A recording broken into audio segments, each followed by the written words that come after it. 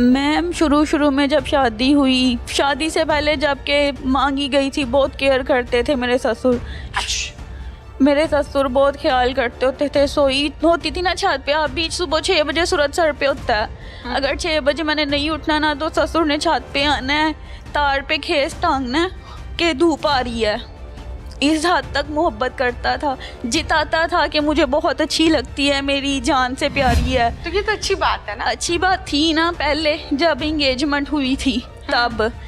जिस दिन मेरी शादी हो गई, मैं शादी से पहले जॉब करती थी फैक्ट्री में एज अ सुपरवाइजर।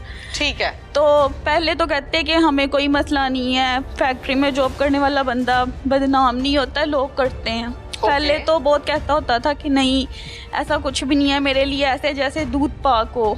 बहुत इज्जत करता था, तारीफ करता रहता था। जब शादी हुई, शादी का भी तीसरा दिन था, सुबह मैं सो रही थी तो 6 बजे झाड़ू लगाना शुरू हो गया। 5 बजे का टाइम है रूम में। शादी का तीसरा दिन था? तीसरा दिन था। अच्छा। सोई हुई थी तो जब मैं उठी शोर सुन के, तो मैंने बोला कि बूजी क्या बात है।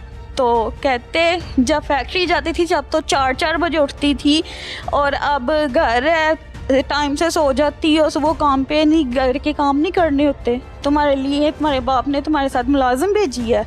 उठ के बर्तन वॉश थे। रात को मेरी आदत है, आज भी आप किसी से भी पूछ सकते हैं, घर में रात को सोते वक्त कभी बर्तन धोने वाला नहीं रखा। तो बेवजह किचन में बर्तन चिल्ला चिल्ला के फेंकने। जी मैंने गाय का दूध चुना है और जो बर्तन है वो वॉश करने वाले पड़े हुए हैं।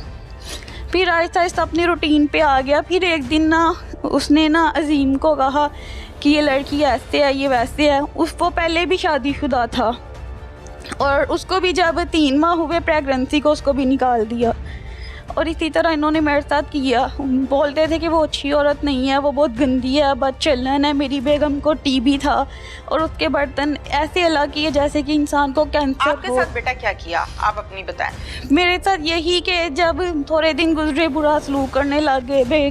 बेटे को पहली की तरफ मतवज्जा करता था कि उसकी तरफ हो जाओ और इसको छोड़ दो। बेटे ने कहा ठीक है। उसके घर जब बेटा हुआ तो बाप ने बेटे को उधर भिजवा दिया और पीछे से उसने मेरे साथ बदतमीजी की। घर अकेली थी, सास फोत हो गई हैं, एक नंद है जिसकी शादी हुई है, छांगा मांगा रहती है, और पीछे से इसने मेरे साथ ना गलत हरकत की है। किसने? मेरे ससुर ने। ससुर ने? अब्बू जी कहती हूँ। उसने मेरे साथ बदतमीजी की है।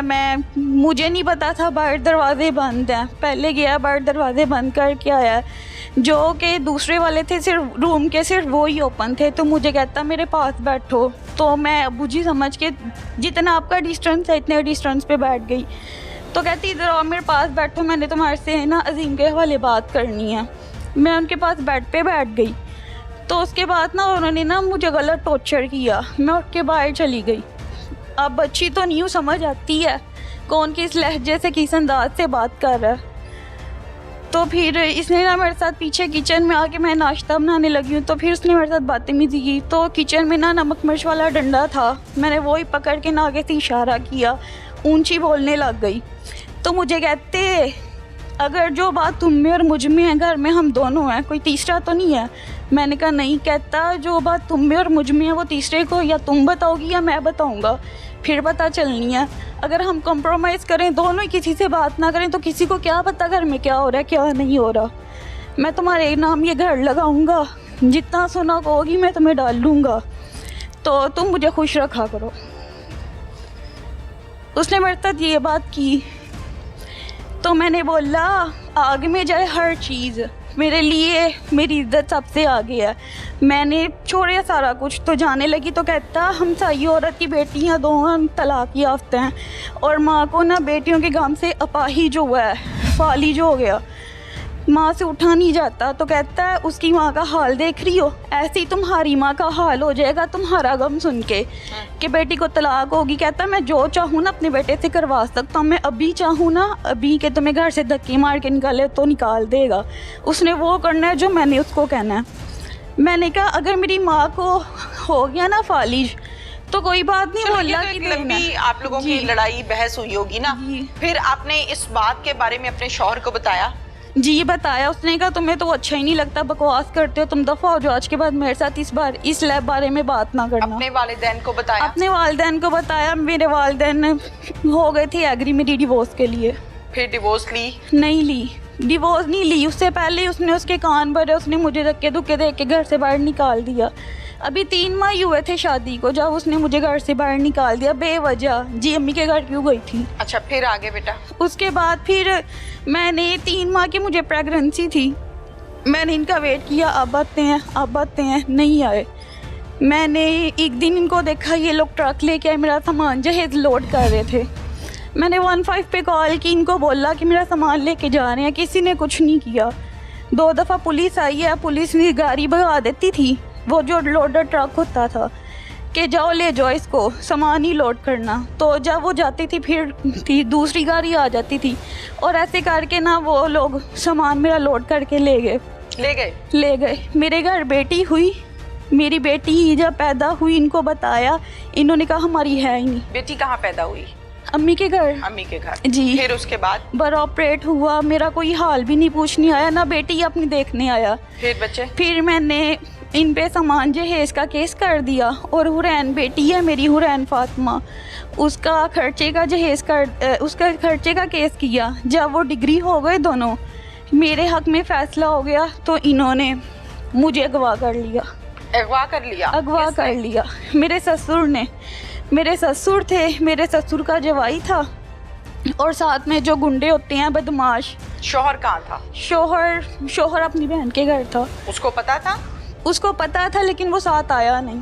ठीक है, अगवा कहाँ से किया? मैं घर पे सो रही थी, सुबह 4 बजे का टाइम था, अपने रूम में अपनी बेटी के साथ, और आए हैं इन्होंने, मेरे भाई को मारा, अब्बू को बहुत ज़्यादा मारा, अम्मी के मुंह पे थप्पड़ लगाए, सोटे मारे।